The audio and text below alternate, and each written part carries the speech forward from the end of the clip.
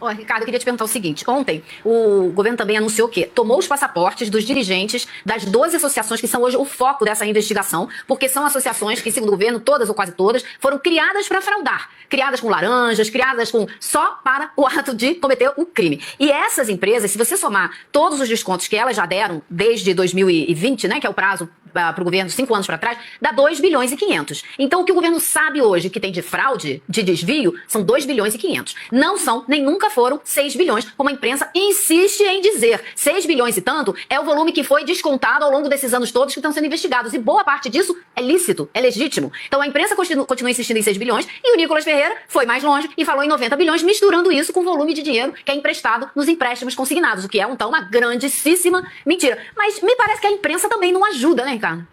Olha, Lu, não ajuda porque todo mundo que trabalha profissionalmente na imprensa, que tem alguma responsabilidade, já sabe a verdade.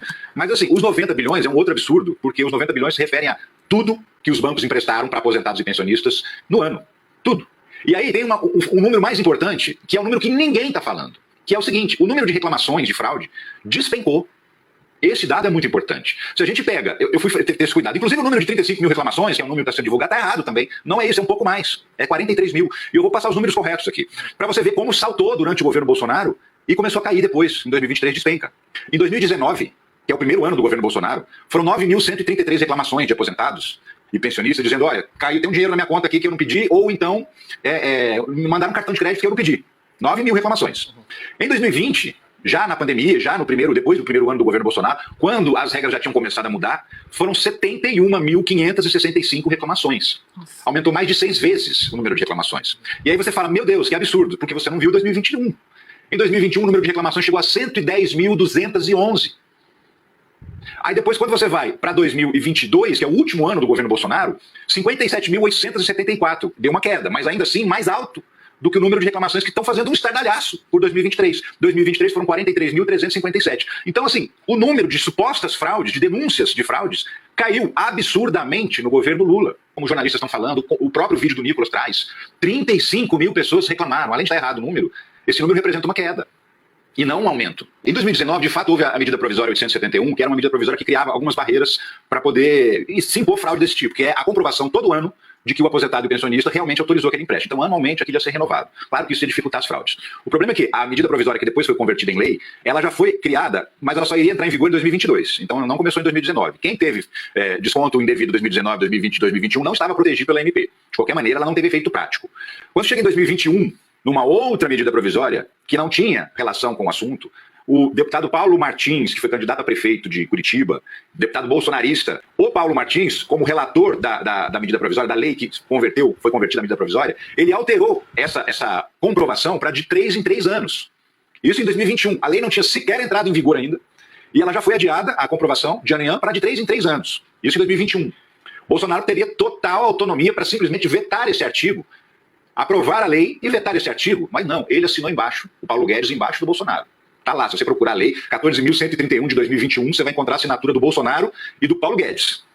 Depois, em 2022, em agosto de 2022, uma outra medida provisória que falava sobre microcrédito para aposentados. Na hora de converter em lei, o Congresso novamente fez uma alteração.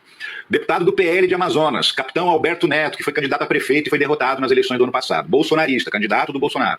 Também coloca um artigo simplesmente extinguindo completamente a necessidade de comprovação. Depois da primeira, não precisa comprovar mais. Acabou. Se o aposentado morrer, se ele mudar de ideia, um abraço. Vai continuar levando o prejuízo.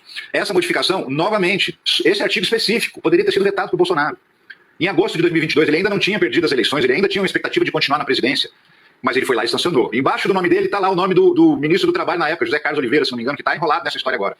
Então, o Bolsonaro sancionou as duas medidas que desmantelaram qualquer proteção contra fraudes aos aposentados e pensionistas. E em 2021, essa medida de 2021 sequer é mencionada pelo Nicolas no vídeo dele. Ele só fala da mudança de 2022. E ele fala assim, com os votos da esquerda. E eu te digo, todos os bolsonaristas votaram favoravelmente à mudança. Todos. E o Nicolas só não votou a favor porque ele ainda não era deputado, ele era vereador em Belo Horizonte. Senão ele teria votado favoravelmente, por quê? Porque isso foi acertado com o Bolsonaro. Tanto é verdade que depois das mudanças, tanto o Paulo Martins quanto o capitão Alberto Neto em 2022 postaram fotos nas redes sociais celebrando a mudança, celebrando a vitória. Então, assim, não é que só tem o DNA do Bolsonaro nessa história, nessa fraude. Tem a impressão digital dele, visível. porque tem a assinatura dele na sanção das duas mudanças que enfraqueceram. E aí eu deixo para finalizar uma pergunta, para quem quiser responder.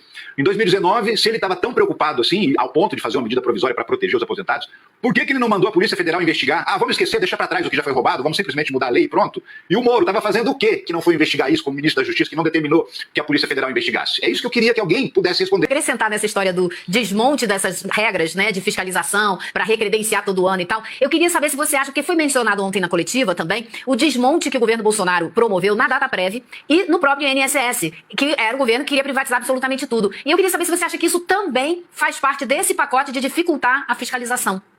Com certeza, porque o modelo, ele parte, na verdade, das empresas que estão no meio desse processo. Não são exatamente as associações que são a ponta do problema. A ponta do problema está nas empresas. Como é que funciona isso? Esses sindicatos e associações contratam empresas de captação de clientes. É aquela pessoa que aborda o aposentado na fila do banco e oferece para ela um crédito consignado, ou oferece para ela, quer ficar sócio da nossa associação? Você vai ter desconto na farmácia, vai ter desconto no plano de saúde, na academia, vai ter coluna de férias e tal. Esse cara trabalha numa empresa que é contratada pelo sindicato ou pela associação para arranjar associados. O que aconteceu foi um processo inverso. Nasce a empresa primeiro, o cara cria um CNPJ e fala, vamos dar golpe nos aposentados. Como? Eu preciso ser parceiro de uma associação, porque ela tem o direito a descontar direto do salário da aposentadoria do idoso. Então ele arranja um jeito de montar uma associação que vai fazer o convênio com o INSS, com pessoas que já estão colocadas lá dentro do INSS para participar do esquema. E isso tudo foi montado em 2019, 2020.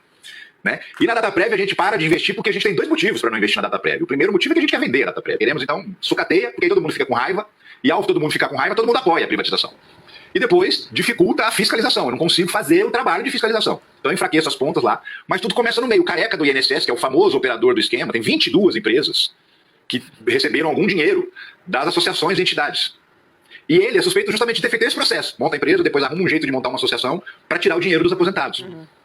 Então o esquema funciona dessa ponta, que deveria ser uma ponta contratada para prestar um serviço, mas na verdade a fraude nasce aí. A partir de um empresário ganancioso que acha um jeito.